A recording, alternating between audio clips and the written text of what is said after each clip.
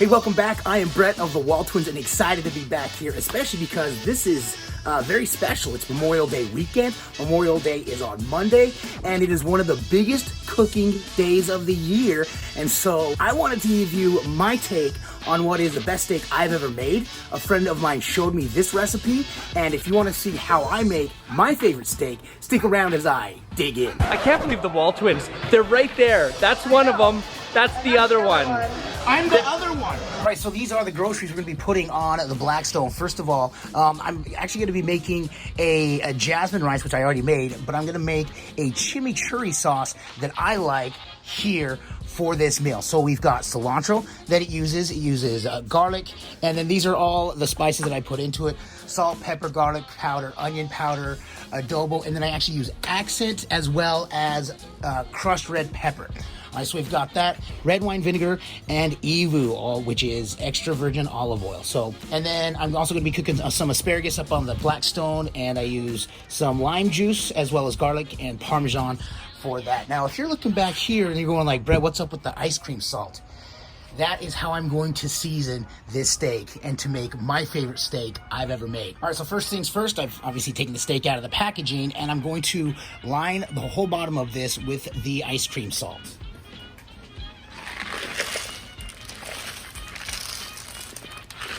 You see that? And then I'm going to take some pepper and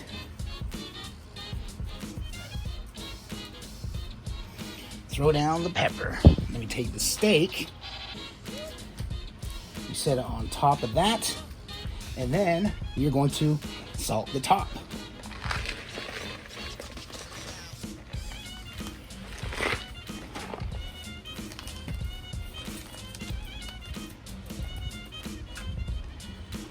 Now you're thinking, holy cow, that is going to be way too salty. And yes, it would be if I cooked it this way.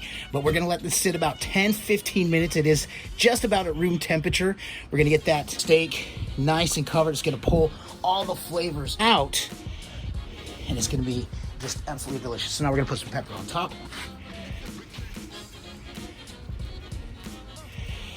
And I'm going to try to get some of these crystals to stick to the side, and we wait. So we're gonna do that. Fire up the griddle. All right, so the griddle is fired up. I'm gonna go ahead and move this to the side and show you this chimichurri sauce that I made. Like with the seasonings here, we don't need the lime juice for that. We do need the minced garlic, and I'm going to put it in the bowl. I was gonna chop it up with the processor out here. I don't have a cord that can reach this table, so I'm gonna mix everything in here so you can see it. I'm gonna run it inside, food process it, and bring it out so you can see how nice and pretty it is. First thing is I need my cilantro. I'm just making a little bit today, so this is cilantro. I have thoroughly rinsed this. If you ever buy cilantro, make sure you rinse it before you use it because it will be filled with sand and dirt, even after it has been rinsed a couple of times. So make sure you thoroughly rinse the cilantro. The recipe today, I'm just going to take probably just the top little portion of the bunch like that. Going to cut it and then put this back because I use a lot of cilantro here. Now I'm just going to chop this up just a little bit, kind of loosely, nothing professional because the food processor will take care of that. Cilantro can be tricky to chop. Be careful, watch your fingers. That, put it in my bowl. Some of that seasoning, minced garlic. I'm gonna start with about a teaspoon of the minced garlic. For a normal chimichurri sauce, they call for more olive oil than they do red wine vinegar. For my palate, I prefer 2 parts red wine vinegar to 1 part oil. All right, so, and it's really easy to see, especially in a food processor, which is see-through, which you just put it down and then double the evu. And I will add into the food processor inside because this bowl is not big enough. That's okay. I just kind of wanted you to see my process of how I get it done. Kind of give it a little stir here. And then I'm going to take it inside, food process it, and I will be right back. All right, and there it is. I did add a little more red wine vinegar, and I tell you, every time I make this, you can ask my daughter Brittany. Every time I make my my version of chimichurri, I say this is the best it's ever been. And again, this is so good. That red pepper flake has just the right amount of spice, and it's absolutely amazing. So, all right, this has been resting long enough. The griddle is hot and ready to go. All right, so here is what I am going to do. I'm going to knock just about all of that salt off the steak and bring it over here to the griddle.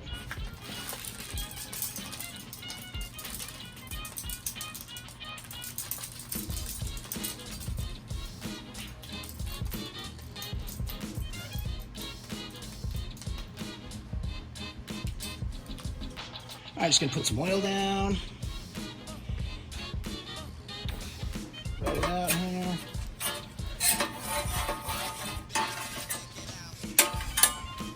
Put it on and listen to that sizzle. Oh my gosh, love the sizzle. All right, we're gonna go about two minutes on each side, and then we'll keep flipping back and forth as this thing cooks, as it is getting a nice sear on the first side. And you can see there's hardly any of that rock salt on there, that ice cream salt. We've taken just about all of it off. And there's something about that just makes this the most flavorful steak ever. You don't need the Montreal seasoning. You don't need the herbs, the spice. I don't even use butter. I have used butter with this. I've just experienced that once it cools, the butter kind of chalks up a bit. So even though it does add, in my opinion, a little bit of flavor, not necessary for this steak. All right, we're gonna flip. Oh yeah, look at that sear. Oh, that's got the juices in nice, tight.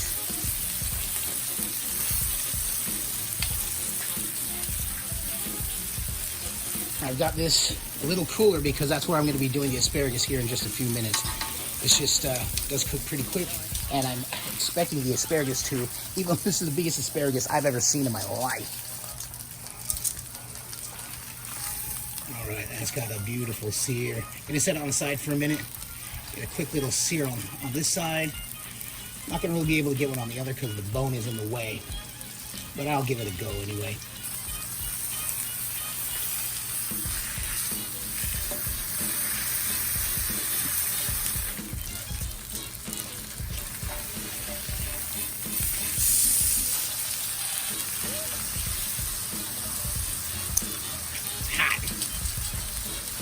Oh my gosh, that's good.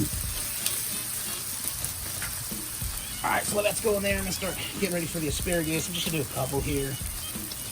I'm not gonna do the whole bundle, the whole bunch, if you will.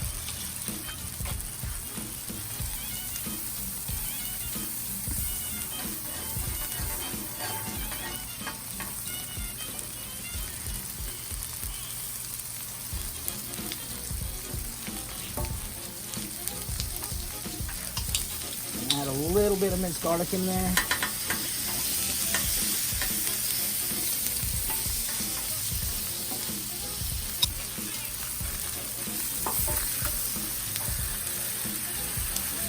I don't know how you like your asparagus. I like mine a little more al dente. So these on for just a few minutes, and right towards the end, I'm gonna pop on some shredded Parmesan cheese. It's gonna melt. Throw on some lime juice.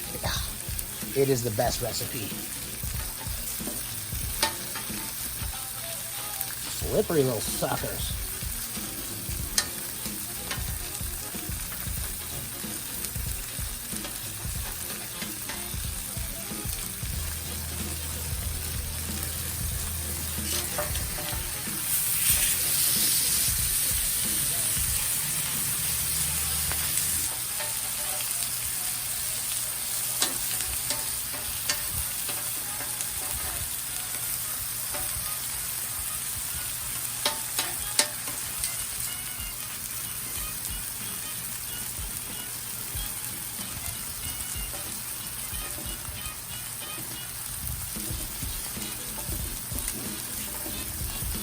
I use a fork to test it. It slides easily right off the fork, and I know it's just about where I like it. So it's, as you can see, it's just coming right off.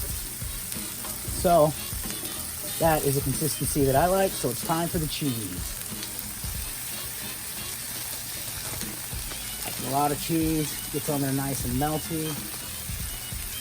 And we can actually speed up that process with this. The Blackstone, get some steam in there.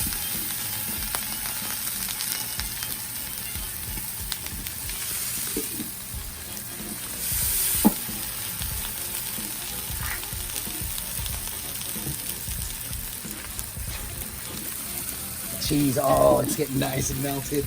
I'm gonna just hit a quick little squirt of lime juice on there and put it on the plate and set it aside.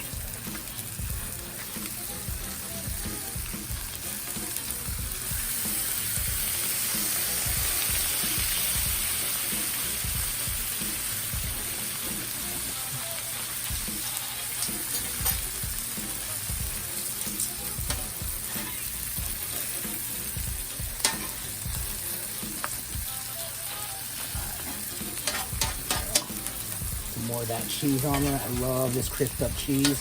It is delicious. Not pretty, but pretty delicious.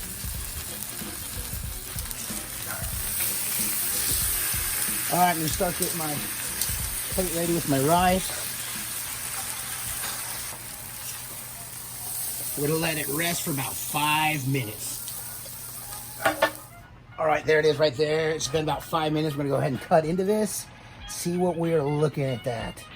All right, it is just light pink. I do like it a little more pink than this, but as I'm getting to know my Blackstone, it does cook a little hotter than I am used to.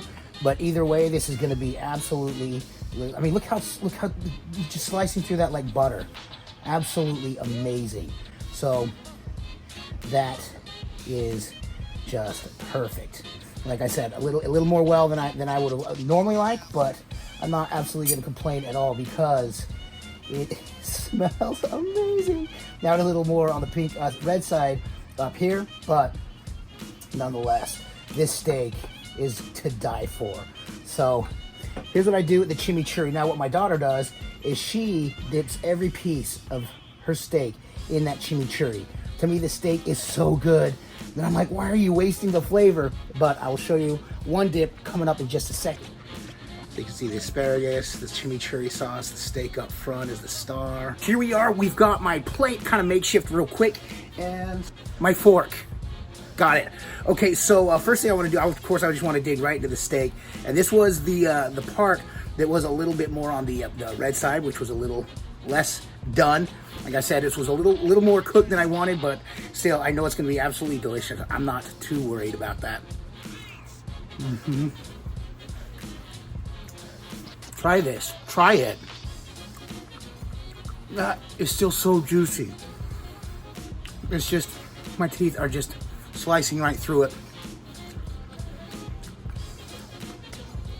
Like warm butter. And now, okay, so here is the rice with the chimichurri sauce that I like to. This is what I do. I just put the chimichurri sauce on the rice, and it's absolutely amazing. Try my recipe. I mean, if you make a chimichurri that you like, I'm not gonna make you do that.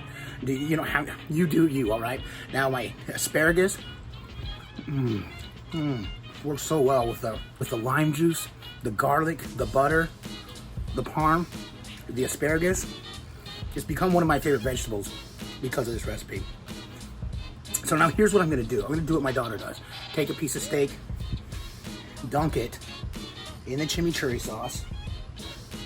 I mean, don't get me wrong, this is good. Yes, it's good. But I just love the steak so much by itself. That is good. Like I say, every time I make chimichurri, I feel like I do a better and better job every time as I perfect it more and more and make it more. So that being said, the rice is insane. I prefer doing a steak on a flat top. Like I said, a lot of the fine steak houses you go to, that's the way they do it. No need for grill marks, no need for a flame to touch this. Absolutely delicious. And no, I could have made the asparagus inside, but why not put it on the griddle when you can? Am I right? One more bite. Cannot believe how good this steak is. It's been another day griddling on the Blackstone. I can't wait to get back and do it again. I do have something coming up. It involves a breakfast thingy-do that I love to do. In fact, I'll be making that video soon. And if this is your first time coming to the WALTWINS, thank you so much for hanging with us and making us a part of your day.